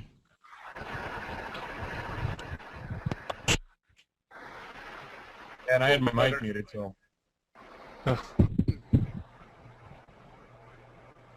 I'm really by the ocean outside looking for sharks, and that's what you're hearing. Sorry. All right, so we need to have an art asset list. We need to have a visual style guide. I really, really like that aspect. Whoever's going to volunteer for that, let's have at least 3 different works. I like to have some examples of that. And as a committee, let's really vote on that. And then from there, that's making my art team just pivotal things to do because we can start matching that style. That's true, yeah. And apparently the demon of wherever they're coming from likes it. I like it too. And the design guys need to take a look at all the docs popping up this week, and I think you guys need to kind of argue it out, for lack of a better term, and come up with, all right, this is what we're going to do for that initial build. Yeah, I think the couple of main things we need to focus on is the skill system and combat systems. I think we're getting there. We need to add that into the forums, I guess, and get some more people involved in the discussion. Okay. I'll put up links. I'll put up links on the forum for the documents that I've got, and throw it up on a thread somewhere. So now who's going to be in charge of what? Let's go around the round table. Steve, help me out here. What do you want help with? All right. Richard, what are you going to be in charge of next week? In charge of bringing to the table. Well, let's see. I can keep working on the proposals for, if we're going to concentrate on art stuff and whatnot at first, then I'll work on the proposal for the gear, like for the active gear system, what we'd need for it as far as like belts, pouches, holsters, that kind of thing. Okay, roger that. Mr. J, Mr. Jizba. I'll keep working. I was actually going to write up the thing on skill shots and what I thought the combat mechanic should be, or what I was describing in terms of using MOBA style mechanics to make the MMO mechanics more interesting. So I'll get that written up hopefully soon. Okay. I was also going to finish page 10. I've just got a rough sketch of that for this week. I feel you. I've been at the beach all week with my family, and I literally can't find the penciled-in rough that I had for my page to do. I've been looking at it for like the last day and a half. It's on my computer someplace, so I feel like a dork. All right, so you got your deal going on. Who else are we missing? Who wants to step up to the plate? I'd like to see what Iron's got to throw in. He's had some really good ideas tonight. Me too. What, right now? Oh, no, over the course of the week. Oh, okay. Unless you have something you want to talk about right now, in which case, yes. Not really. All right. What I would like to actually throw in a challenge, Iron, is maybe bring 3 different looks for, I guess, words are escaping me. 3 different distinct looks so we can, draw them or match them or vote on them. I mean, he brought it up, and I liked it for it to be his baby. I think he's got a really good idea. I should say I'm not very good at drawing. Oh, no, you have to draw. You on just, capture pictures. Yeah, even if it's Find references. captures of other stuff. I'm working on my skills, but I'm not that good yet. But yeah, I can use words and reference images if you want. Yeah, That'd be fantastic. And what would be really great about it is because you're so new, you're not caught in the eye of the storm with a lot of the design guys, not design, but art guys. We've been here for so long talking about basically the same thing in different rotations. We're blinded. All we see is the forest. We don't see the individual trees. So you coming in fresh and new with these ideas, it's vitally important. Nice game name. Dork. All right. Who else is going to be bringing stuff to the forums tomorrow or next week? Wait, where do we put MMO discussion stuff? Does it go in the member sponsor lounge or the MMO thread? Or is there even an MMO place anymore? There's an MMO section. There's two or three forums. There's a design, there's a lounge for the MMO, and there's a programming one. Yeah, pretty much everything for this class is going into the design heading. Okay. Well, I can't be bothered moving my thread, which I put in the member sponsor lounge. All right, do we have any more art guys here tonight? Yeah, what's Wolf going to do this week? I'm going to continue to work on the comic. And Mr. Nelson, 50 Shades, when are those comic book pages going to be up? As soon as I figure out how to present them. Soon. Okay, roger that. Can you take Mr. Wolf Knightley's computer screen so we can see the comic book page? Thank you, sir. Looking good. Okay, all right. I need to know if I've Okay, hang on. interpreted things correctly. Has she What? been green all along? Has she been green all along? Her clothes? No. She looks like Robin Hood, dude. I hate it. Don't hold back. Don't hold back. You know, it can be in different colors. Why I picked green is because green and orange are supposed to activate each other's colors and just to help her pop. But blues that's also cool. react well with orange. yeah, What color? I could is do it? blue. I was considering that. Hold on, let me look for Chelsea's idea. She's not been here in a while, but this is what I based the whole thing off of. Let's see. Go to Chelsea Curtis's Photoshop or photos. I'm sorry, I don't want to be terrible, but it just screams like Robin Hood Men in Tights to me. Okay, the colors are easily changed, but these. What do you think of these marks? I thought it would make it more interesting to put color marks on them. I think for comics, I really like that rendering style with the little marks and the gritty but basic color thing. Okay. I'm currently reading Watchmen, the comic. Oh, It's that's got a good. very similar style to that. Now, Okay, Derek, 50 Shades. Hold on real quick. 50 Shades. Take my screen real quick, and then we'll go back to Wolf Knightley's. And this is from Chelsea Curtis. This is where I took the concept of the armor. She did a beautiful job. I miss her. I wish she was here more. But that's where I took the concept of her armor from. And there's a green one, and there's this one here. So I don't mind the way the armor is drawn. It was just that forest bright green. It just screams Robin Hood. Yeah, would you rather have it be that color, or should I try some other colors, or what? Either that or a Try blue white. one would be fine. What was that, Steve? Either that or what? Either that or a lighter blue would be fine. Yeah. But you've already got a light blue sky background, so maybe that muted darker green. Yeah, that's the big crystal thing. It's not the sky, but yeah. That's part of the reason. I was actually thinking blue, and then I'm like, let me try something else. Yeah, if it were just more muted instead of that kind of forest bright green. Right. Okay. I mean, I can try, but that. But in terms of the additions to it and the rendering style you're doing, yeah, those are great. all right, go ahead, Mr. 50 Shades of Nelson. Take Wolf's screen back, pretty please.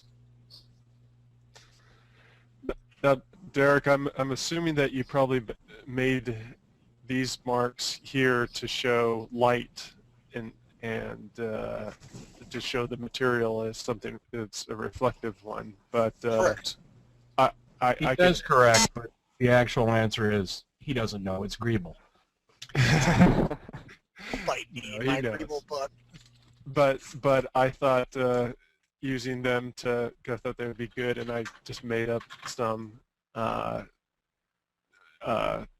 have that color, and I will add shininess to it. So Okay. as the light hits it. But do you like what I've done with that? I do. I like it. Okay. I'm unopposed to Robin Hood Men in Tights. And all right, then here's the other one.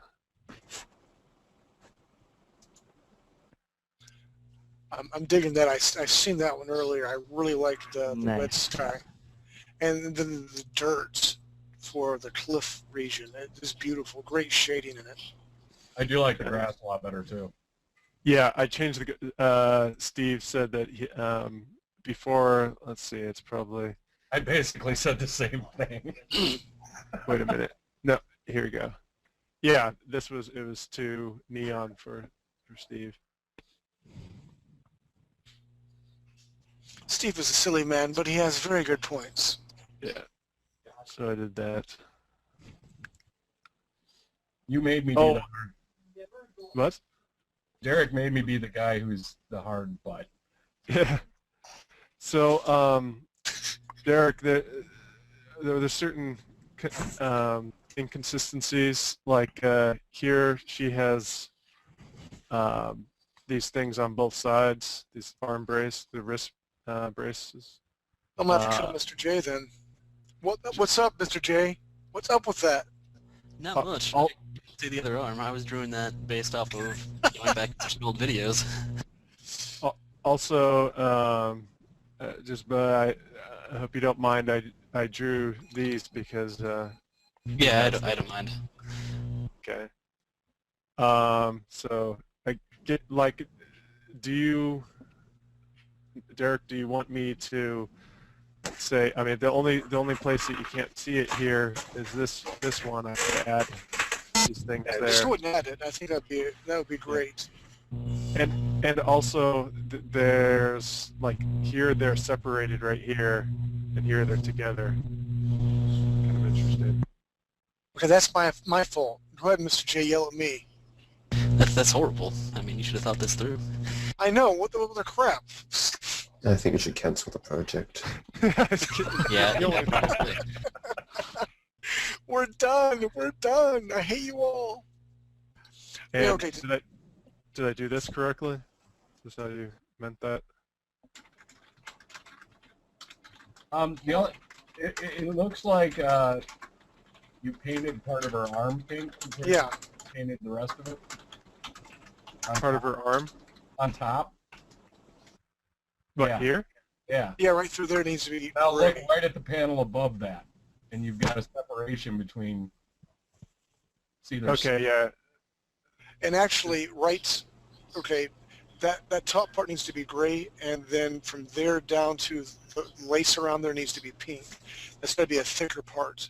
If you look at Chelsea's concept art, that's a really kind of a thick part. That's my fault for not. So okay, I did try that once. I thought, oh well, maybe this is one thing instead of two different things. But then I look here and I go, no, that looks like two different things. That's my bad for giving you a bad read. Go ahead and yell at me again, Mr. J. So this is one big. Mr. Cloth? 50 Shades, can you take my screen again, please? Yeah, but if the previous pages have it separated, just run with that. But yeah. Okay. If you can look through here, so you have all the detail of it's wrapping around, and it goes a little bit thicker than you see the skin. Or Yeah, I guess, yeah. That's what I thought at one point, but up there it didn't look like it, so it's really difficult. Actually, I would say just run with the way you had it in that top panel and just fix the upper part of the arm in that bottom panel. Okay. It'll be fine. So Frankly, nobody's going to read it that closely anyway. Right. Hey, can you go back to mine? I have a question about that. Nelson's like, son of a gun. Working on the Who are we switching to? Back to Richard. Oh, I'm sorry, Wolf. Sorry, my bad. You see me yet? yep. I get you. Okay, this. Let me zoom in if I can. If it'll let me. It's not gonna let me. Oh, here you go. So this is part of the cloth right here, right? He doesn't know. This thing. I do too know. I just choose not to let you know. I feel Okay, your again. pain, Wolf. What? I feel your pain. Shut up, Steve. Mr. J, yell at Steve. I don't know. That I don't know was if I another can. Sorry. That was another thing of confusion. That's what I mean. Confusion for me. Because these lines go up. I guess this is the arm. But Yeah, I don't know what this is. Because I thought maybe that they're connecting up here. So That's part of the armor that comes around, so you'd see a little bit of skin. this is armor? Basically, Well, you're that's- going to have to blend in between there. I don't understand how this is armor. It doesn't. Okay, Mr. Nelson, take my screen again. Last time, I Sure. promise. Basically, Wolf, those two vertical lines, ignore them and color it like they weren't there. You could do that, Okay. or the armor is through here. Arm. We have this thing right here. Like this. So this here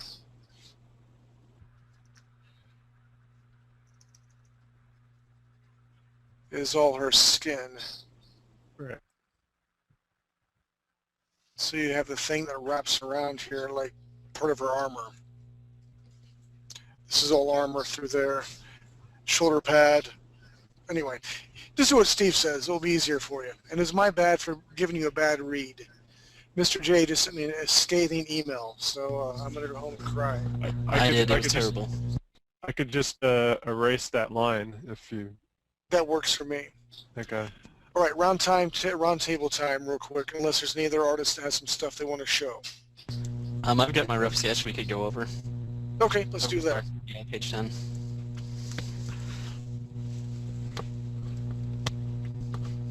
Mr. Nelson? Who was talking? Jizba. Mr. J, do you 50 Shades of Nelson?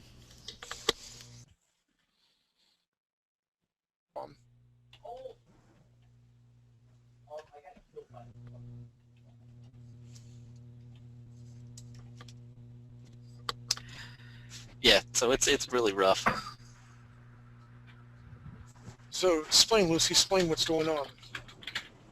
So the top one was supposed to be a mid shot of What's Bucket and What's His Name showing her to the middle where they're going to teleport with all the other mages around on their little platform things that I added into the other one.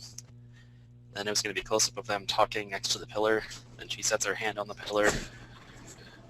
And then right there is where all the mages like fire their little energy and she starts teleporting. I like it.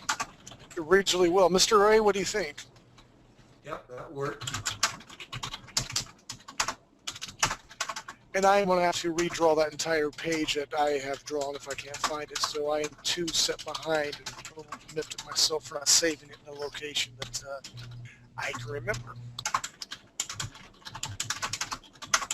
Derek, if you remember which episode of this class you showed it to us. I do a screenshot. Yeah, you could get a screenshot. That is a very good idea. Thank you. I'm glad I thought of that. No. All right, so we all have our respected assignments. Ron, Mr. Iron Soul, I'm glad you guys are here. I really want you guys to do as much as you want or as little as you want. I love your input. I want more of your input. That's the way I like to work. You silly people. Use the forums, guys. Let's make something that we can be proud of. I look forward to next week, especially, doing all the drawings and stuff. I really love to nail down the style. Because right now it's been hodgepodge. And you guys will give my guys a definite direction to go in. So I thank you for that. Anything else? Any other thoughts? I have a question. Miguel, I wondered where you're at, buddy. About the asset list you were talking about earlier. Is somebody going to do it?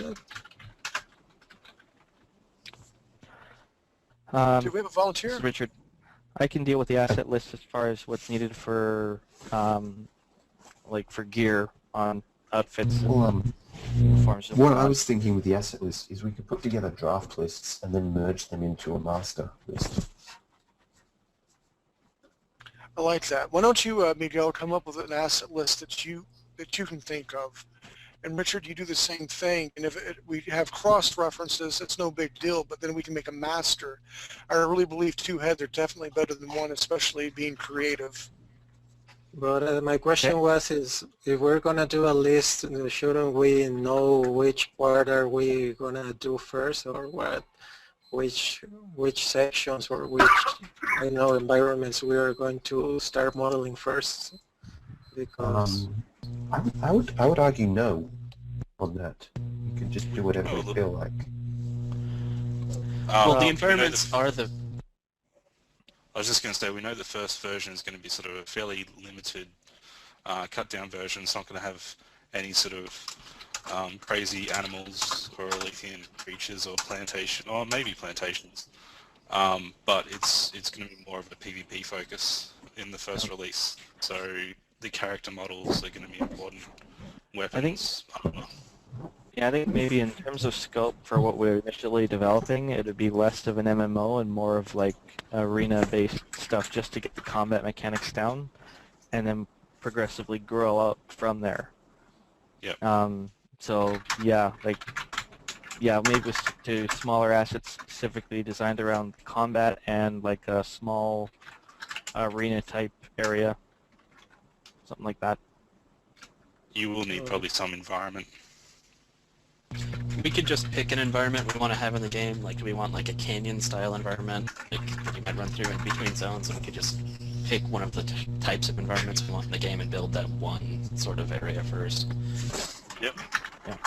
Well, we could build, just for Iron and Ron, we had discussed last week and prior to that the initial alpha basically being a very small person versus person. Yeah, we were just thinking about doing world PvP basically, so we could get started on the environments, like environments we'd actually use on top of getting the game mechanics worked out.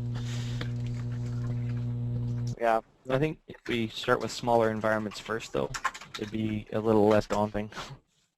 Imagine something like Hawken, but no maps Well, or destructive environments.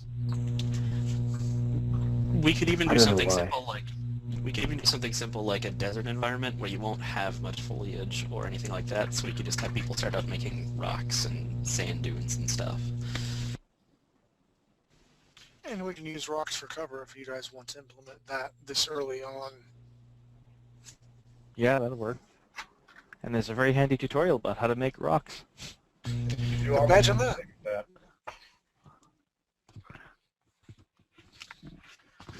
All right. I could draw like a basic Just map looking this around week. in the forums, guys, what's everybody using for modeling, since the instructors really probably won't be modeling much? I mean, I use Max, but mostly I'm creating content for the site. I won't be doing a lot of actual modeling. I use 3D Studio Max. Do you know I'm Blender? using Blender.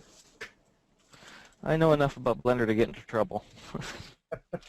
Also, with Max, if you have a student license, you can't technically use those models in a commercial game. Yeah. True. However, this will be a free release game, at least initially, so technically you can sneak around it. If you do a student I project, think you can get permission from Max first before you actually use any of the models. You can actually change your license once you start getting funding for the game, because I've actually checked into that. Cool. I have the full version, so I can develop models as needed. I've never really done character models before, so that'll be a new one. But vehicles and whatnot, I can work with that. We have to figure out what sorts of file formats we're going to pass back and forth, etc. And it sounds like most people are using Blender. Yeah, the only universal format that I can think of is probably going to be the FBX format. It goes straight into Unity. It can embed all the media that we need for textures and all that kind of stuff, and it's all in one file. Well, that was what I thought right up until all the Blender people said you can export FBX, but you can't import it into Blender. Yeah, I know that vanilla Blender cannot import FBX. There might be a plugin for it that allows it to do so, so I'll have a look into that. I don't think it's a plugin. I think it's a branch to the source where someone's kind of tried to implement it itself. But I don't think it fully supports FBX. You might lose your animations and stuff like that. Okay. So, I mean, basically what that would mean is just like Ron's typing here, anything for animations and stuff that we're doing would have to be created by the people who have Max or Maya and be exporting to Blender for anything else. But well, Blender, you can do the OBJs, and they'll go into anything. Yeah, OBJ is probably better supported. What about .dae Collada? That's Collada, yeah. I don't know what that is. I've never used that one myself. I mean, haven't Blender, really used I it. would like to say this. Blender can import .3ds files. Yes, it can. That's right. Oh, that makes it life a little easier. Yeah. Mm-hmm. Yeah. And See yeah, what guys, we can do, all of us together. Collada file format is something that like Daz and whatever their modeling program is. I don't remember. They've used Collada a lot. It was the kind of going to be. It was kind of like the old VCRs coming out with Betamax. That was going to be the universal file format, but then it wasn't. But it's still floating around out there. I can try and export some different file formats and stuff like that from Max to Blender. See if I can find anything that plays nicely and is easy to work with. Yeah, I mean, for static stuff, object files are fine, but and I haven't used one in forever. I always use FBX. You can't export animations with an object file, right? I don't think so. I don't think so either. So we're going to have to find a solution when we get down to doing animated objects. Well, what I'm thinking is when we're creating models and animations, we don't necessarily... Oh, sorry.